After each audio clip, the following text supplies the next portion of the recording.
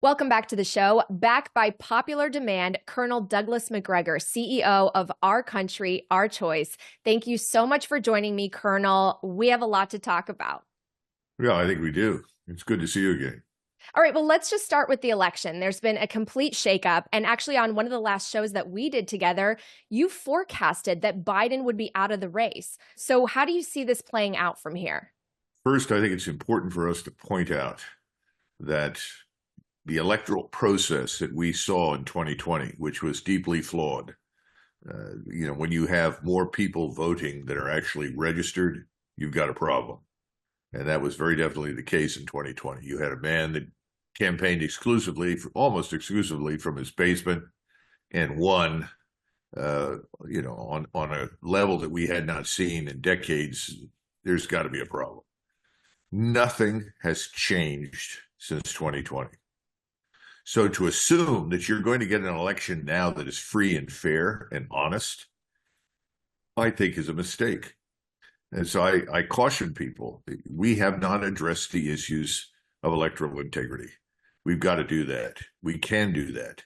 The problem is that for various reasons, the uniparty doesn't seem terribly interested. And that tells you something about the level of corruption. So before we go into anything, what if and who could and so forth, let's be frank and honest. The damn thing that's coming up, if we do it at all, I'm still not entirely convinced that we'll have an election. I've also said that. We don't know what's going to happen over the next several weeks. As you pointed out shortly before this began, look what happened over the weekend. But before we do that, the audience needs to understand nothing of substance has really changed since 2020 in terms of how elections are conducted in the various states. So we have to expect ballot harvesting, ballot fraud, all sorts of problems associated with injecting numbers of votes into the system that otherwise wouldn't be there. We're still operating with this antiquated voter roll business, even though most American states specifically say in the Constitution, only American citizens should vote. We know that doesn't happen. We have millions and millions and millions of people inside the United States who were not born here. We have over 52 million people living here who were not born inside the United States. How many of them will vote who are not citizens? We have large numbers of aliens who are legally here that get to vote. Remember the motor voter rules. You show up, you register, get your driver's license, whoops, you end up in the voter base. Well, what if you're not a citizen? Depending upon which state you go to, oh, yeah, I know Gus, he's a friend of mine. I know Jose, he's a friend of mine. That's okay.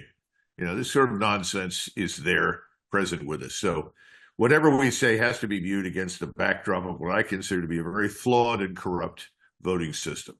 So that's out of the way. Now, what do we think is going to happen? I don't know. I think, first of all, that we're going to have a problem with Kamala Harris as vice president, whomever she picks. What people don't understand is that both the Senate and the House have to confirm her nominee. The last time we went through this was with Richard Nixon. Some of your viewers will recall that Nixon's Vice President Agnew had to resign over tax irregularities. They had to pick a new vice president. That individual turned out to be Jerry Ford. He passed muster because Jerry Ford was a lackluster, vanilla character who had never offended anybody and also, as far as we could tell, never had done anything of significance in his lifetime. So he becomes vice president. Nixon resigns. He moves up and becomes president. Then Jerry Ford turns around and nominates Nelson Rockefeller. Well, Nelson Rockefeller did become vice president when they finally gave up and discovered that they could never figure out how much the man was really worth because he was worth so much they couldn't count it or quantify it. This time, there's no guarantee that whomever Kamala Harris picks will necessarily be acceptable to both the House and the Senate. The Senate, of course, is still dominated by the Democrats. The House is dominated by the Uniparty, but the Uniparty isn't reliable on this. You may have rhinos that decide they don't like the person that she's nominated, in which case you may go through more discussions and more nominations. So we got to be prepared for that kind of confusion and frankly, for that kind of crisis. What happens with the rest of it? It depends on what happens, frankly, not with Trump. Trump is probably going to get there unless Donald Trump, who is not, in my judgment, always in the best of health. He's grossly overweight. He hasn't taken care of himself. I noticed that he is not nearly as sharp as he was back in 2020, and that's no surprise. As you get older, you know, your mental abilities do not necessarily deteriorate, but they're not as sharp as they once were. Listening to him, that's quite obvious. He has a tendency to wander. He's not coherent throughout his presentations, and I think he falls back a great deal on humor to cover that. Then the question is, what happens with RFK Jr.? RFK Jr. is very much, I would say, at the height of his powers mentally. He's very much in touch with everything. He understands the issues, but he hasn't really had a chance. You know, the entire mainstream media is against him. He's suppressed at every turn. If you were to put him on the stage with Kamala Harris and Donald Trump, there would be no contest. RFK Jr. would be the standout winner. But is he going to get there? That's the real question. He should be there in September, but I don't know if that'll happen. Then could he win? Yes, he's got about 22%. Could he get more? Could he swing a third, or 33 or 34%? Could he come out on top? I think it's a possibility, but there are so many obstacles in his way. It's hard to say that that could happen. So right now, if you're a betting person in Vegas, you would probably put your money on Donald Trump. Yeah, a lot of us were really impressed with RFK Jr.'s speech at the Bitcoin conference. And he talked on my last episode about the path that he really does see to victory if people vote not out of fear, but out of hope and inspiration. He's trying to share a message of unity. And that's something that you talk about a lot too, Colonel, the idea that even if we disagree with each other, we can still come together. Do you see that as at all possible? I mean, we're less than 100 days away from this election. People are questioning whether we're going to have election integrity. How can we make sure that the right candidate does get into that office? Well, that's the $60,000 question, and I don't have a good answer for you. I think that RFK Jr. is right in what he says. However, let's be frank. Here's a man who stands up, and I listened to both speeches, and I noted something that's very near and dear to my heart. He talked about the executive orders that he was going to sign, and then he discussed their content. Listen, there's nothing more important than that for a wannabe president of the United States, for a nominee to do. Back in 2016 and 2017, I was very engaged, certainly in October 2016, forwarding a couple of draft executive orders to the Trump campaign. Trump campaign was totally disinterested. Nobody looked at any of them until June of 2017. Now, why do I bring that up? Perhaps that was because at the time Donald Trump really wasn't convinced he was going to win. Who knows? But you've got to walk into office prepared. You know, what are you going to do during your first 90 to 120 to 180 days? Everybody knows, based on historical experience, that a president of the United States has about 6 to 9 months during which he or she can achieve, I would say, a maximum of 4 major objectives. Okay, so what are those 3 or 4? RFK Jr. can answer that. Donald Trump cannot. The one thing that Donald Trump says, which RFK Jr. also says, by the way, and has a plan to execute, is closing the border. Well, that's great. You know, what else, Donald? Well, I'm going to, end the war on a phone call. Good luck with that. The Russians aren't going to pay much attention to that. The Russians will pay attention to actions, not words. Thus far, they've been promised repeatedly for decades all sorts of things. We haven't come through on anything. In fact, we've turned it around and we've been unambiguously hostile when there was no reason to be hostile. So the notion that you're going to get anything done on a phone call is a joke. And in the past, we know when Donald was president, he gave specific orders to people in the field to do things. I'm talking about Syria, I'm talking about Iraq, for instance, and Afghanistan. They didn't do them. These things were ignored. They were ignored by the military establishment. They were ignored by the State Department, the Foreign Service, the ambassadors, and so forth. You can't govern that way. So what's his team look like? Who's going to be doing what to whom? That's unclear. And it looks like an awful lot of the same people that were with him the last time are going to show up again. Well, based on that 4-year experience, I wouldn't have any of them come back. Now maybe he doesn't care. Remember, he used to say he's the decider. What I decide is important. In other words, whatever anybody else thinks doesn't matter. Well, if he hasn't figured out during the first term that that's untrue, he'd better figure it out pretty quick. Again, Bobby Kennedy understands that. He understands that he can do these 3 or 4 things, but he also still has to build political support. He has to develop a consensus. He knows it has to be bipartisan. He also knows the limits of bipartisanship and is unafraid to act independently when he's called upon to do so.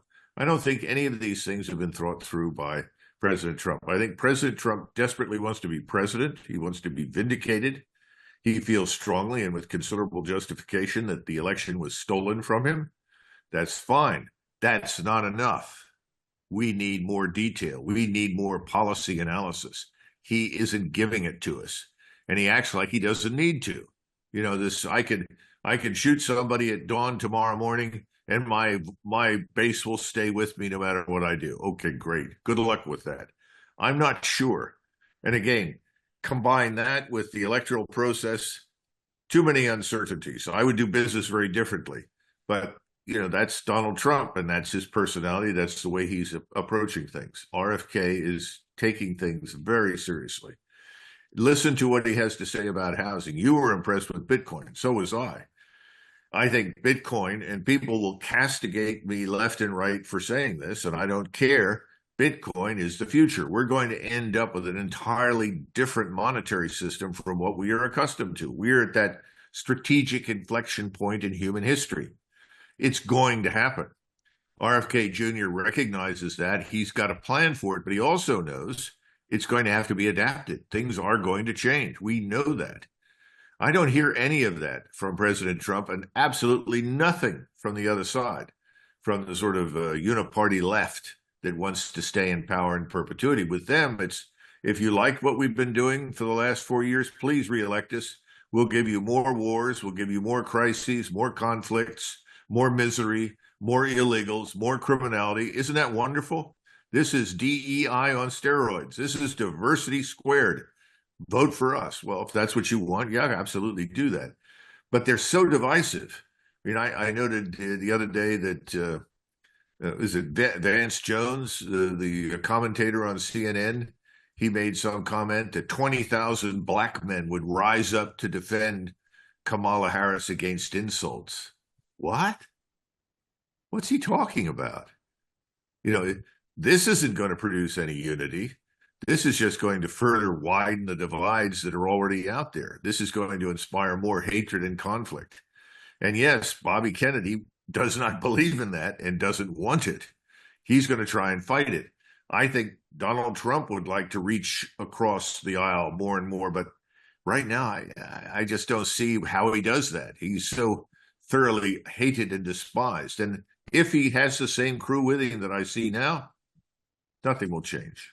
We'll get the same outcome. Well, and so many people do want change and they want economic empowerment. I agree with you that Bitcoin is the future. And we did hear both RFK Jr. as well as Trump this past weekend talking about the promise to create a strategic Bitcoin reserve, to have the US Treasury purchasing millions of Bitcoin potentially. Can you talk to me about what you think about that strategy, why it is so important, especially on a global stage, to be a leader in Bitcoin adoption, a leader in technology and innovation, and how that can maybe help us on with regards to this empire of debt that we've created over the last several decades? Well, I don't know what can be done about the empire of debt in the short run. And I think that's going to come back to haunt us dramatically. But I would say this.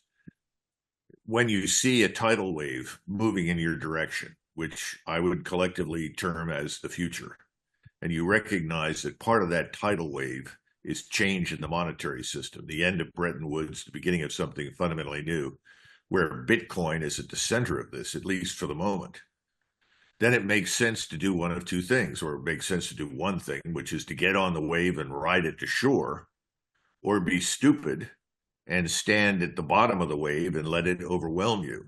Now, the good news is that Donald Trump has decided, for whatever reason, that he wants to ride the wave. That's a good thing. His advisors said, yeah, go ahead and say that.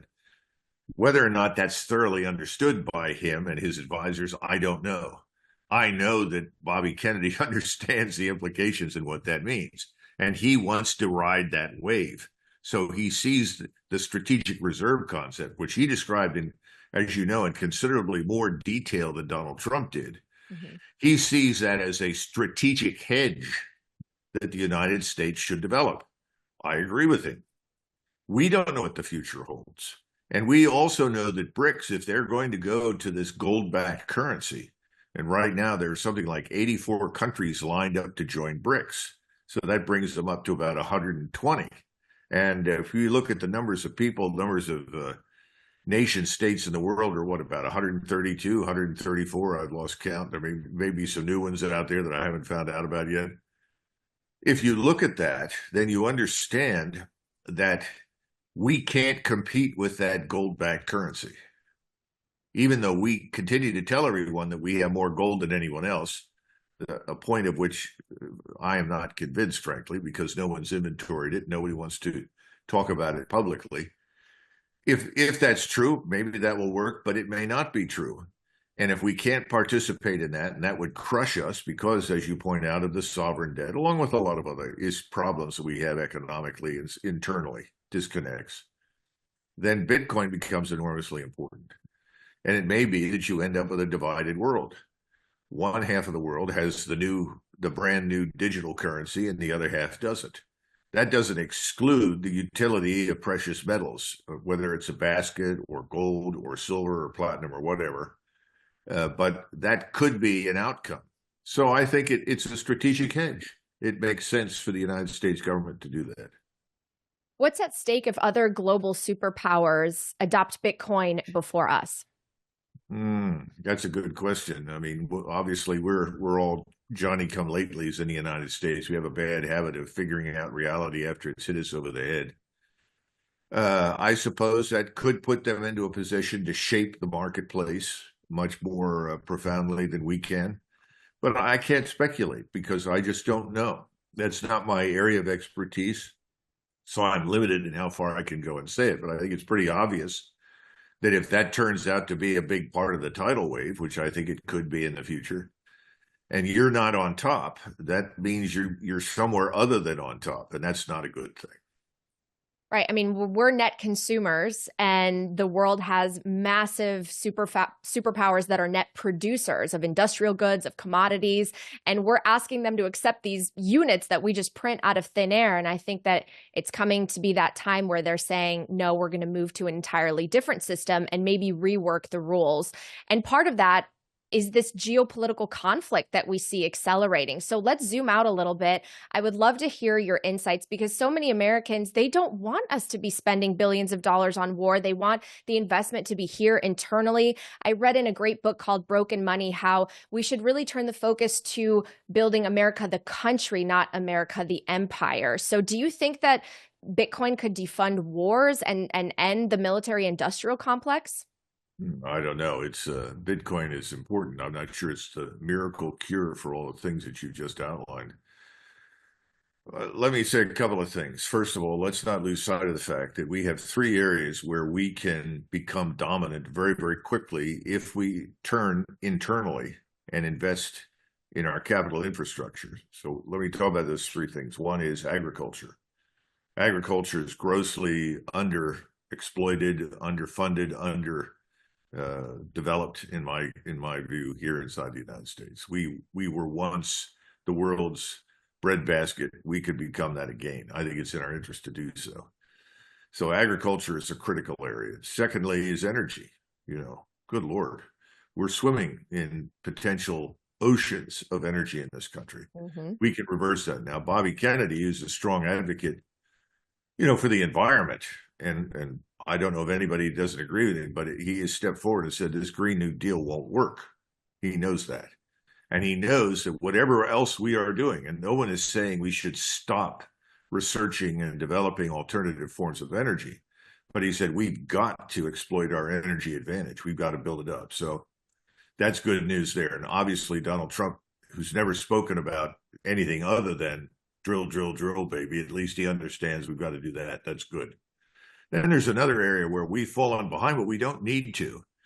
I mean, we're listening to J.D. Vance, who appears to have been sponsored by Peter Thiel and others in Silicon Valley. Well, if you listen to Peter Thiel and you listen to others like him, they talk about advanced manufacturing. This is an area where we should be ahead of everybody. You know, the microcircuitry that everybody talks about sitting on Taiwan is there because we don't provide a home for it anymore. We are not developing the human capital to support it. And that's the other issue, developing, enhancing, but also identifying the human capital that's necessary to be a success in the 21st century. We've been busy doing exactly what Professor Murray, who wrote, the bell curve, told us not to do. We've been investing our resources at the bottom of, the human talent pool.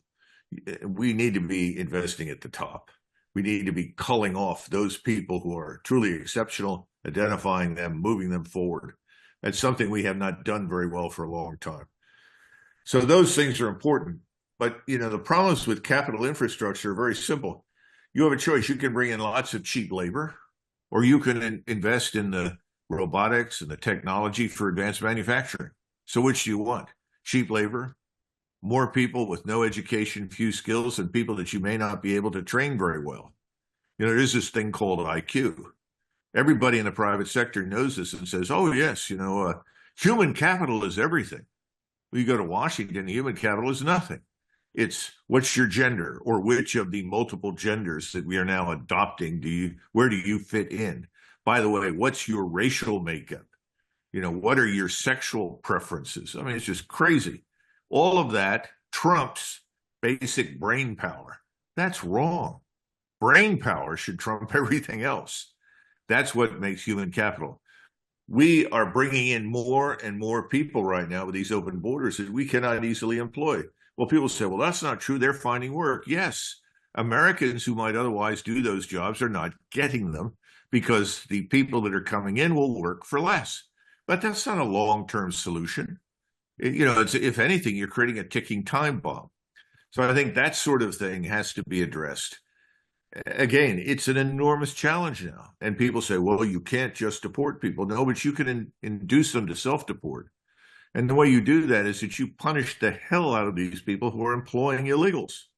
That's an example. But, your basic question of why aren't we investing inside the United States is answered. We're not investing in human capital. We're not investing in any of the infrastructure that's important to us long term. It's all nonsense. Everyone in Washington is about lining their pockets. That's their incentive structure. How much money do I make? If the Pfizer lobbyist is telling me that he can put this much into the PAC that'll guarantee my reelection, that's more important to me than anything else. I don't care what else is at stake. And by the way, Pfizer has manufacturing facilities in my district or my state. This is the problem. And there is no leadership at the top. Everyone is sort of presiding over this mountain of corruption and self-defeating policies because it serves the interests of the few. The 7 richest counties in the world surround Washington, D.C. I keep telling people whenever I travel, wake up. Where is all the money? Well, go to Loudoun County, go into Fairfax County, go to Montgomery County, go right around Washington. Look at these magnificent homes, these 7, 8, 9, 10, 15,000 square foot mansions. Where do they come from? Well, it's your hard-earned tax dollars at work, right? No, it's actually borrowed. But everybody here is benefiting. The rest of the country is not. How do you get people to wake up? The only person I've heard who's a candidate for president who talks about it is Bobby Kennedy. Donald Trump doesn't bring it up, and he means well. I know he does. I have great affection for the man, but he's not talking about that. You make such great points. I think we really are at this inflection point where the network state is sort of rising up. People are so frustrated. They're challenging the nation state because they see how it has enriched itself at the expense of everyone else. But, I have to say, when you watch the media, you can't help but feel like you're gaslit from every single direction. Millions and millions of dollars getting donated to this candidate, and we don't know which way the election is going to go. And how do you think that people can filter out the truth? Well, they need to understand it, at least for the moment, when it comes to President Trump and his potential opponent, it's a facade. Because the same donors, in large measure, are controlling both candidates. So if you're looking for fundamental change from either side, I suggest that you develop a crack habit. That'll help you work your way through this. This is absurd. The only person that is talking about something fundamentally different is Bobby Kennedy. And that's again why everybody doesn't want the man. I went through this myself personally in the military, and I also saw this happen to Donald Trump when he represented a fundamental departure from what existed. He no longer does. That's the problem. The revolutionary Trump has been replaced by the aging status quo Trump. So give me your prediction. Let's say Harris gets in office. What do the next 4 years look like? What if Trump gets in office? What do the next 4 years look like? Do you see it kind of converging to the same place where the average person is being crushed by inflation, unable to afford the price of assets as they increase? I mean, what does it look like 4 years from now? Well, I tell people all the time that I think your description is largely accurate, that the two will converge into a mainstream that is unsatisfactory for most Americans. And I ask people, say, oh, President Trump was there. It was so much better. It was great. Everything was great. And I said, so you benefited from the corporate tax breaks? And they look at me, well, what do you mean? I said, what about all these tax breaks? Well, I said, well, they didn't help you. Where did all the money go? Well, we know where it went. Back to the counties in Loudoun County and the oligarchs, the billionaires. In other words, you're living in a world where policy is shaped and dictated by billionaires, and then 100 millionaires that work for the billionaires. And they're all part of the same paradigm. I don't see any evidence that President Trump understands that paradigm and is prepared to break it.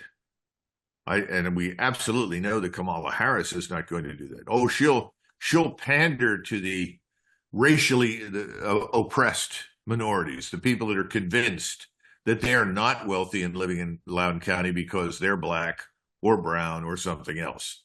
That's all nonsense, but that's what they've been brought up to believe. And that's what Kamala Harris is going to tell them to believe so that they'll all show up and vote for her. Been down that road before. I don't see that that's going to change anytime soon, unfortunately. But Kamala Harris doesn't understand any of this. I mean, have you ever seen her converse with anybody for any length of time about anything of any significance or depth? I haven't. I think she's going to be very much like President Biden. Right? A couple of years ago, I watched this. It was accidental. It was and I wish that I had noted at the time when this happened, because it showed the Oval Office, and President Biden was there talking, and then they put a piece of paper in front of him, and he said, "What's this?" And she leaned over and whispered in his ear, just loud enough to be picked up on the audio, "Just sign it." Wow. And he did. Well, of course he did. I would argue that virtually all these executive orders, practically from the time he became president, are just invalid and crap. He doesn't know what's in them. He hasn't read them. And he's just doing what everybody around him tells him to do. And he's happy if they all go, "Oh, Mr. President, you're great. Oh, you're super. You're our savior." He hears that. He goes home and sleeps well. My fear is that we're going to see a lot of that with Donald Trump. Because he loves to be loved. That is, I think, a serious vulnerability for President Trump. If you're going to do anything of value, who gives a damn whether or not you're loved? In fact, if everybody loves you, you're probably not doing your job, especially if you're president. Oh, that's so true. And a lot of people are really questioning who is running the government. I would love your take on that. And I'd like to explore, how do we actually hold them accountable for these policies that are really hurting the average American person and American freedom and prosperity? Well, first of all, you've got to put a chief executive in there who is going to replace the roughly 540 appointed positions with what I would call fresh blood. That is, people who have not been there before, people who are not all products of Harvard, Yale, Princeton, Dartmouth, Stanford, people that have come from different backgrounds. I mean, the left loves to talk about diversity. I'm concerned about diversity of of thinking, diversity of imagination, diversity of creativity, diversity of mind. I'm not worried about the other stuff. That's where Bobby Kennedy, I think, is focusing. And I think there's a chance for that to happen. If you go back and look at Andrew Jackson, and of course, you can't compare what happened in the 1820s and 30s with what is going on today, but he did have the formula. He recognized when he became president that his political opponents had governed Washington for 20 years. So he said, I'm not going to get anywhere with these people. So I've got to get rid of them. So he fired them all. And he brought in people that he knew and liked. And people were appalled because many of these people showed up and were very different culturally and personally and educationally from the elites that came from the East Coast that had been running the show. You know, a lot of people don't realize it, but Andrew Jackson was the first president of the United States to speak English without a British accent. Wow. This is the big joke in American history. We talk about this revolution. It was the Civil War. Washington was as British as the officers opposing him. That was true for everybody. No, people in this country don't understand the nature of that revolution. There were only 5, 6, 7,000 people killed in the whole thing. Neither side really wanted to fight. Why would you? You were killing your friends, your cousins. Now, in some cases, it was very bitter. But my point is that was a different world. And Andrew Jackson understood that. He was born during the revolution, shortly before the Revolutionary War. So he had a different feel for things. He said, wait a minute, I was born somewhere on the border between North and South Carolina in the mountains. I'm not British. I'm an American. You get my drift? So he changed everything. We've got to have somebody who comes in there and says, this won't work. The other thing is we've got to recognize that this thing has to be dismembered, the Leviathan itself. I talk about this in the military all the time. We have these service bureaucracies. They're enormous. They involve thousands of people and billions of dollars. They exist to serve themselves. It's exactly like the rest of the government. These service bureaucracies hold power because they have money. Mm-hmm. So you have to break them up. You have to change things. You have to reorganize, rob them of the money, the lifeblood of the system. You've got to go in and start looking around. Well, why do we have a Department of Agriculture? That made a lot of sense in 1900. It doesn't right now. Do we really need it? You know, or is it just another feeding frenzy for Monsanto and the other big agri firms that are owned by BlackRock? You know, then you have to also look at all these big corporate monsters. Where's Teddy Roosevelt? You know, who's going to resurrect him to stand up and say, wait a minute, if we're going to break up this unhealthy relationship that's developed between the state apparatus and corporate America. Remember Ralph Nader talked about Washington's corporate occupied? I just say now it's donor occupied. It's the same thing, only worse. How do we break that up? Well, break up the giant monopolies, the giant oligopolies. You know, it's outrageous. We let this go on and on. I mean, I look at Amazon and I say, my Lord, why hasn't somebody broken that up? But if you mention that, remember, Amazon has a lot of money. Where does that money go? It goes into the people on the Hill. What are they going to do? They're going to vote against it. The same thing's true in the military. If you suggested for a minute that you needed fundamental change in the Navy and the Marine Corps, oh my God, a chorus would rise up. You can't change that. That saved America. You know, that's vital to the world. Well, wait a minute. Nothing is permanent.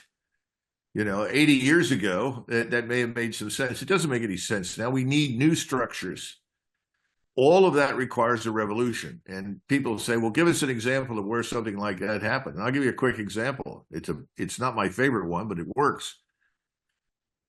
After the Russian Civil War period ended in 1921, Lenin recognized that the giant 6 million man Red Army was an anachronism, consisted of hundreds of thousands, millions of cavalrymen, men with rifles, machine guns. It was absolutely not modern.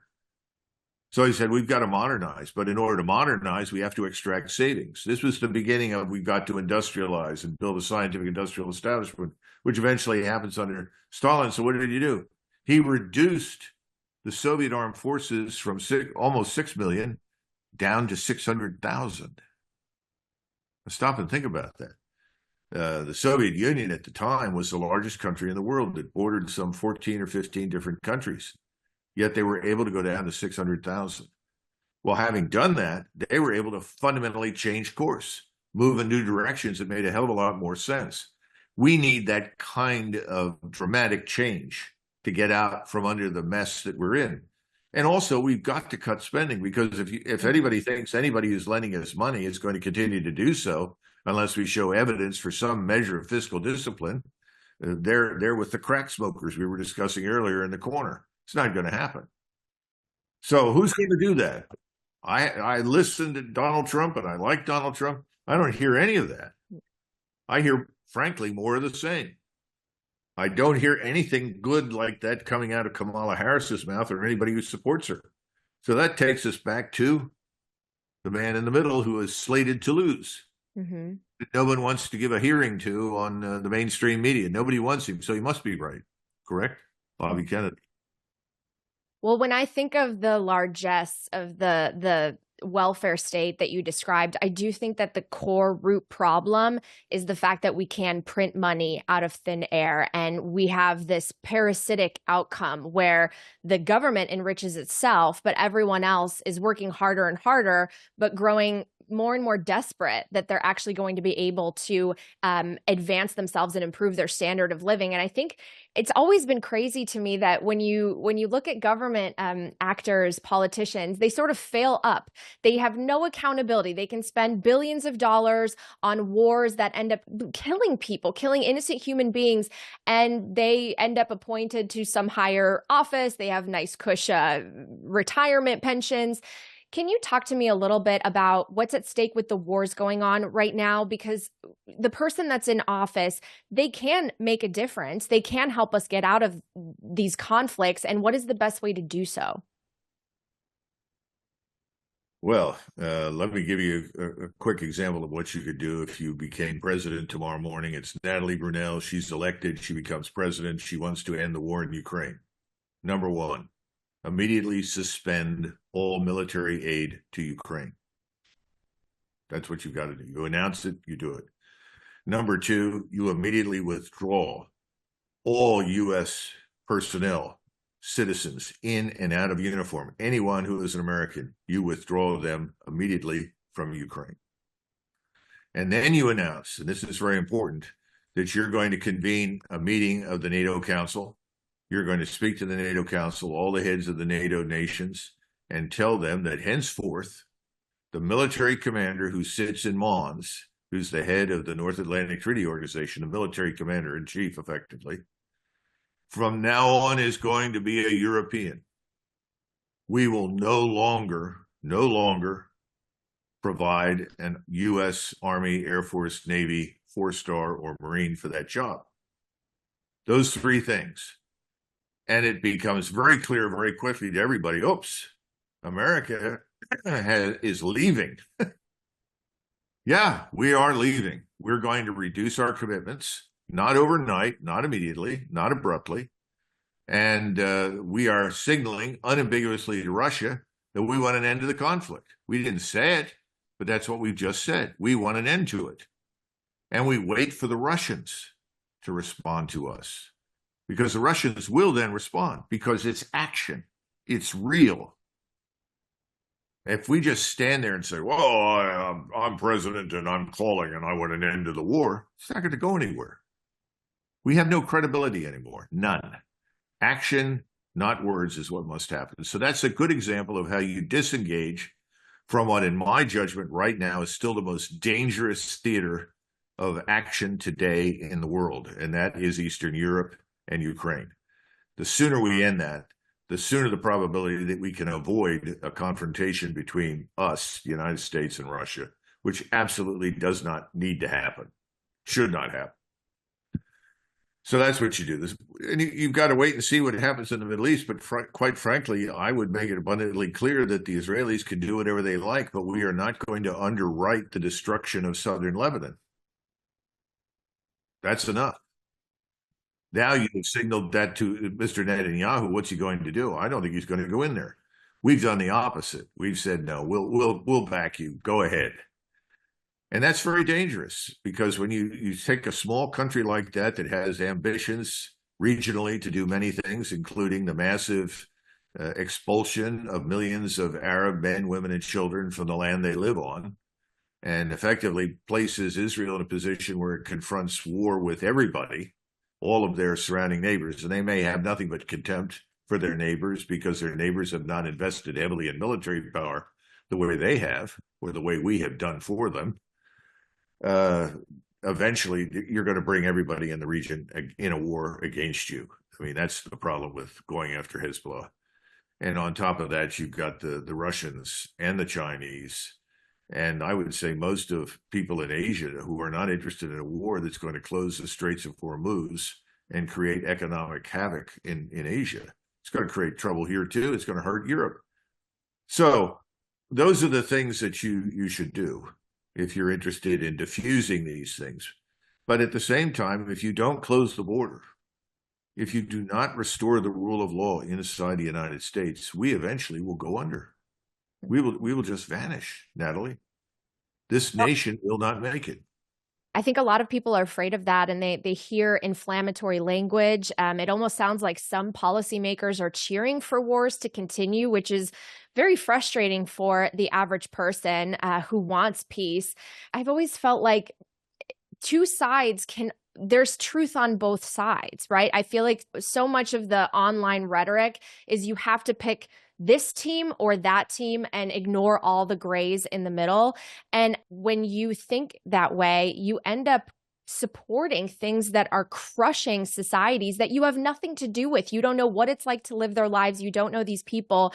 And I'm not sure why we're so I don't know, attracted to this idea of just choosing one team versus another when we don't really know all the nuances, the context, and the history. Well, it's very difficult to persuade people that it is in the interest of the United States to stop meddling in the affairs of people outside their country. But it seems so common sense. Well, of course, and that common sense on the whole tended to prevail, at least to the first, 120, 130 years of our history. But unfortunately, since our intervention in the First World War, we become addicted to this. Now, that's the first problem. Second problem is that people have lost their fear of war because they don't understand what the word means. Right. To most Americans, war is something that happens on someone else's soil. Right. Not here. Well, they're going to get an education, because if we do engage in broader war fighting, whether it's in the Middle East or Eastern Europe or both, or hopefully not in Asia at all. But if any of those things happen, war will visit us. Mm-hmm. And it'll visit us in many ways. I think we could actually sustain damage to our infrastructure and population from long-range strike weapons. I don't want to see it go nuclear. I don't think anybody does. Right. But I think you could have that happen. At the same time, you're going to watch things fall apart very, very quickly in a place like Mexico and other places in Central America. Mexico has always hosted enemies of the United States. We say, well, the Mexicans are charming. We love them. Yeah, I do. I like Mexicans. I like their food and so forth. But Mexico as an entity has historically been hostile to us. We don't have time to go over the reasons for that. It doesn't really matter at this point. But during World War I, of course, the Germans saw Mexico as the soft underbelly of the United States. All through the 1920s and early 30s, when you go to the Army War College, go into the archives, the focus is on the future war with Mexico. We saw it as a dangerous, soft underbelly, and we had to find ways to defend our southern borders as a result. We end up in World War II. It doesn't work out that way, but as a result of World War II, Mexico becomes this bastion of pro-communist sympathy. The largest Soviet KGB operation outside of the Soviet Union was in Mexico City. Today, Mexico is populated by various chapters of Hezbollah, ISIS, as well as Chinese corporate interests and governmental interests and Russian interests. When Putin says, what you've done to us, we can do to you, he's warned us. This is what I have called and others call horizontal escalation. You want to go into Ukraine, or you want to go into Kazakhstan or Uzbekistan or outer Mongolia or something and cause us trouble and difficulties? Well, we can go into Mexico. We always have our old standby in Cuba. And then again, there's always Venezuela. Venezuela's just emptied its prisons and sent all the prisoners north into the United States. Isn't that nice? So the point is, we are not able to act with impunity, yet we behave as though we can act with impunity. The world has changed. We are not the only center of power. We are not without vulnerabilities. You've talked about it on the financial side earlier in this discussion. It's financial, it's geostrategic, it's economic, it's everything. We're desperately vulnerable. Right. So if we don't get control of this country, first here in the Western Hemisphere, if we don't control our borders, if we don't restore the rule of law, if we don't expel the people that have no business being here, we as a nation may not make it. Well, I always say follow the incentives. That's why I'm such a big proponent of Bitcoin, because I think it will shrink the government, hold people more accountable, and return this to a system that's based on the free market and actual capitalism, as opposed to the crony capitalism that we see with donors and special interests. Hopefully, by empowering the average individual, we can start to make changes. And since we've zoomed out so much in this interview, I want to close up by really zooming in, because people are feeling frustrated, but they're reaching out for some hope. RFK Jr. actually called Bitcoin the currency of hope. So what should everyone be doing or paying attention right now? Because I do believe that every individual has a voice and has the power to make an impact, even if it's small, even if it's with their own family or their small community. But every person matters. There are two groups of people inside. Well, there are three groups of people inside the United States. There are people who are illegally here that have no business being here. Then there are Americans. Americans are people that, if you ask me on the street, or you, Natalie, or someone else, who are you? What are you? We say, I'm an American. I'm just an American. That's the core of the population. That's the core group that constitutes America. And then you have other people who see themselves differently. In many cases, they don't even like the country. They may be citizens, but they hate it for whatever reasons. They don't feel part of it. We can try to make some of those people feel part of the country. We should. But we can't promise that they'll be happy with the outcome, because we have to define ourselves first and foremost as Americans. Who are we as Americans? Define ourselves. And then define, where do we fit in the world? Are we the masters of the universe? Well, we didn't set out to be that way. Washington made it abundantly clear we didn't want to be masters of the universe.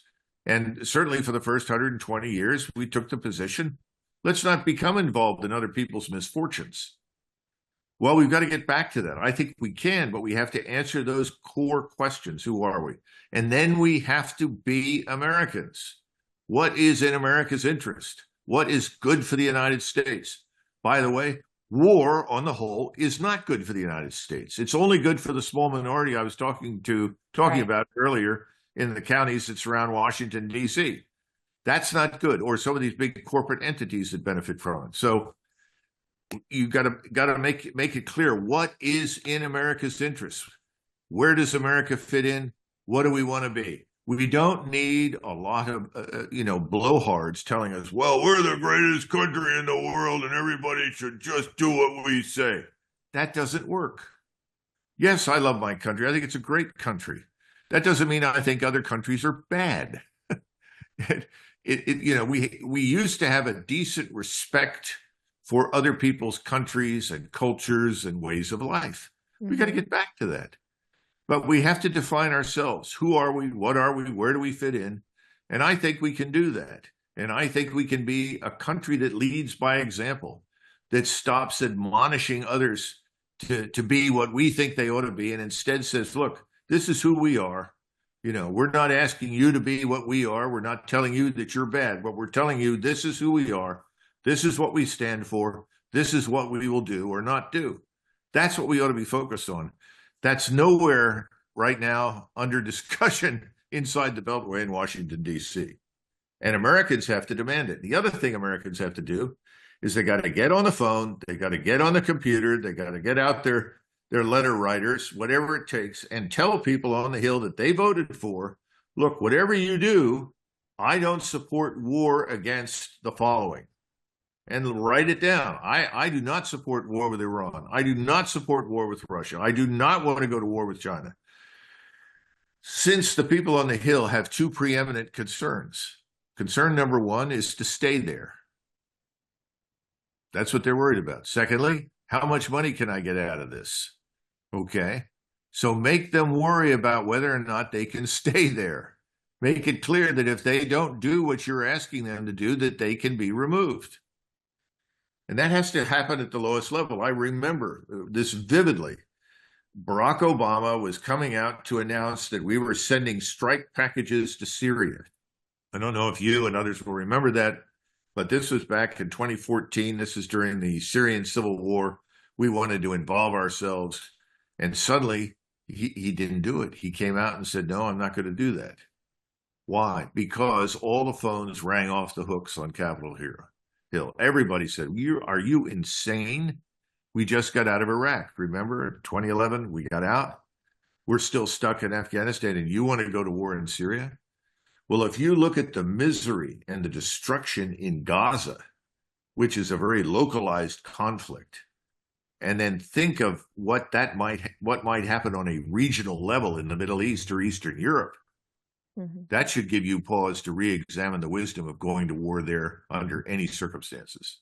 Such a compelling message, Colonel. I think we need to redefine our purpose as Americans and as a country. And in order to build back esteem, we have to do esteemable things. And that goes for the individual as well as the nation. So, Colonel Macgregor, thank you so much. CEO of Our Country, Our Choice. It's been a pleasure as always to talk to you. Thanks for joining us.